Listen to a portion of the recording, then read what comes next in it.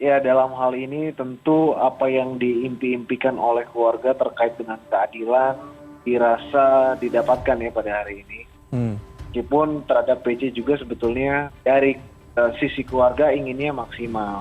Namun yang ingin saya sampaikan di sini dari kacamata saya pribadi, sebetulnya saya tidak setuju dengan hukuman mati, tetapi lebih setuju dengan taubatan dan kehidupan daripada sebuah kematian. Tetapi tidak apa-apa, karena apa yang disampaikan keluarga itu adalah luapan hati, emosi keluarga yang menurut saya itu juga tidak bisa dibendung. Tetapi dalam hal ini ingin saya sampaikan, ini adalah kemenangan seluruh rakyat Indonesia dan bahwasannya memang ada secercah harapan sebagai titik balik pengembalian kepercayaan publik kepada penegakan hukum di Republik ini. Saya rasa demikian, Mas. Ya, apa yang membuat Anda tidak setuju dengan hukuman mati terhadap Ferdy Sambo? Lebih dari sisi prinsip, karena kalau saya ini lebih ke pejuang dan pembela hak asasi manusia, begitu, Mas. Oke, tapi jadi apakah... saya rasa ya, demikian. Ya, tapi dalam hal ini keluarga tentu sudah sangat sepakat begitu.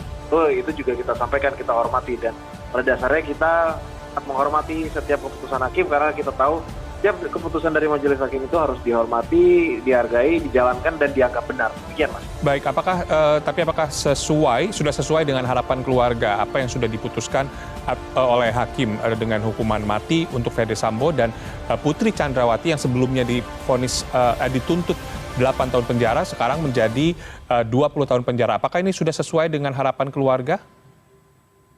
Ya, sebelumnya memang kekhawatiran akan vonis majelis hakim ini lebih ringan dari tuntutan hakim itu terasa sangat deras ya, karena kita melihat bagaimana uraian keterlibatan masing-masing terdakwa ini sebetulnya sudah jelas, tahap perencanaan eksekusi sampai rekayasaan kasus, ditambah dengan nyata tuntutannya tidak sejalan begitu dengan apa uraian jaksa penuntut umum yang menurut kami sudah sangat baik begitu.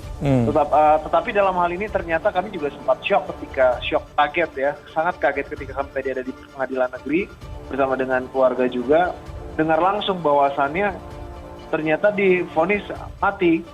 Sehingga dalam hal ini, waduh, ini kenapa hukuman mati? Jadi kami juga bertanya-tanya, ternyata memang agak roller coaster sedikit. Tapi dalam hal ini ketika kita sudah melihat bagaimana peranan masing-masing terdakwa yang tadi saya sampaikan sepakat dengan uraian jaksa penuntut umum, ya tidak ada hal yang meringankan, dan ditambah itu diadili kasus obstruction of justice juga. Tetapi itu baru 2, karena menurut saya ketiga, satu lagi itu kalau kita ingat di awal, Sambo ini membohongi satu Republik Indonesia dengan berita bohong, dan itu juga belum diusut. Jadi menurut saya ya sudah sesuai dengan tidak adanya dasar yang meringankan Ferdy Sambo. Baik, saya akan juga dengan Putri. Saya rasa demikian. Baik, saya akan ke Prof. Hipnu.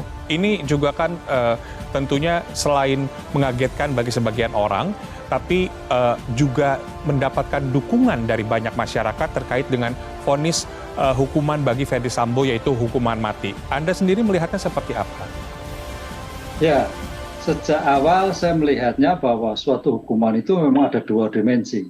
Apakah retributif ataukah rehabilitatif. Kalau retributif adalah suatu pembalasan, maka ini dilakukan suatu putusan pidana mati. Tapi kalau rehabilitatif adalah bukan suatu pidana mati. Pertanyaannya begini, Mas. Sekarang lah, sekarang diputus pidana mati. Apakah nanti, nah ini pertanyaan yang kedua, apakah nanti eksekusinya pidana mati? Apakah eksekusinya bisa dilakukan? Karena hukum itu harus finishes operative. Hukum itu harus selesai. Karena kalau pidana seumur hidup, itu eksekusinya gampang. Kalau pidana mati, sampai sekarang, detik ini, Mas, itu sudah menunggu eksekusi mati itu ada ratusan. Ada 180-an. Yang tanda petik menurut saya moratorium. Terakhir adalah kasus narkotika yang di Pulau Nusa Kambangan. Setelah itu tidak ada. Oleh karena itu agak gampang juga ketika dijatuhkan pidana mati, apakah bisa dilaksanakan eksekusi mati. Dengan demikian maka, Mas, kalau kita runut semua perkara-perkara yang diputus mati, pemerintah agak sedikit ragu, gampang eksekusinya. Sehingga setiap upaya hukum yang harus dilakukan, itu baru bisa dilakukan eksekusi mati. Itu pun juga belum bisa. Jadi nanti ada banding, ada kasasi, ada PK, ada gerasi. Gerasi ditolak atau tidak, kan itu. Sehingga dalam hal seperti ini kadang-kadang secara politis gerasinya tidak turun-turun, sehingga eksekusinya tidak mati-mati. Disinilah yang menjadi permasalahan problem sekarang itu, masalah eksekusi mati itu adalah terhadap eksekusinya. Apalagi kalau kita lihat di dalam KUHP baru, Undang-Undang Nomor 1 Tahun 2023, pidana mati itu sebagai alternatif. Menjatuhkan pidana kepada terdakwa tersebut oleh karena itu dengan pidana mati.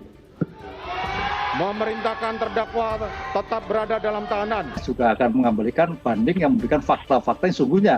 Karena majelis tidak melihat fakta secara komprehensif, begitu kan. Belum lagi nanti pada tingkatan kasasi, itu judik juris. Judik juris itu melihat dari sikap hukumnya, apakah hukumnya itu selaras atau tidak. Nah ini masih panjang. Oleh karena itu dalam konteks suatu putusan pengadilan negeri yang terkait dengan pidana mati ini memang harus kita jaga, jangan sampai hanya heboh pada tingkatan pengadilan negeri, tapi nanti pada tingkat banding kasasi hilang tidak tanpa suatu pengawalan. Nah, ini saya kira yang menjadikan perhatian saya seperti itu, Mas. Vonis yang ditunggu-tunggu akhirnya datang juga. Hakim Ketua Pengadilan Negeri Jakarta Selatan Wahyu Iman Santoso memastikan vonis hukuman mati Ferdi Sambo. Dia dinyatakan bersalah dan melakukan pembunuhan berencana terhadap Brigadir N. Yosua Huta Barat. Sambo juga dinyatakan bersalah karena merusak CCTV demi menutupi tindakan kejinya. Nggak hanya itu, dalih bahwa istrinya, Putri Chandrawati telah dilecehkan oleh Yosua juga dianggap tidak memiliki bukti yang valid. Keputusan Hakim Ketua Wahyu Iman Santoso yang memvonis Ferdi Sambo hukuman mati dianggap cukup berani. Tapi, banyak warganet yang mempertanyakan apakah eksekusi hukuman tersebut akan dilakukan waktu dekat atau tidak. Kali terakhir Indonesia menjalankan eksekusi mati juga sudah cukup lama, yaitu Jumat tanggal 29 Juni tahun 2016 alias lebih dari 6 tahun lalu. Saat itu, Freddy Budiman dan 3 orang asing dari Nigeria dan Afrika Selatan dieksekusi. Freddy yang dikenal sebagai gembong narkoba kelas kakap divonis hukuman mati pada tanggal 15 Juli tahun 2013 alias 3 tahun sebelum eksekusi dilakukan. Soal revisi hukuman mati, kita juga bisa menilik pasal 100 KUHP baru.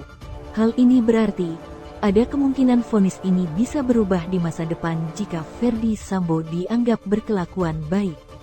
Selain itu, vonis pengadilan hari ini juga masih harus melalui fase banding, kasasi, atau bahkan peninjauan kembali untuk dipastikan berketetapan hukum tetap. Hal ini tentu memakan waktu yang nggak sedikit. Hukuman mati yang telah diterima terpidana mati juga dapat dianulir sesuai yang tertuang dalam KUHP pasal 100 ayat 4.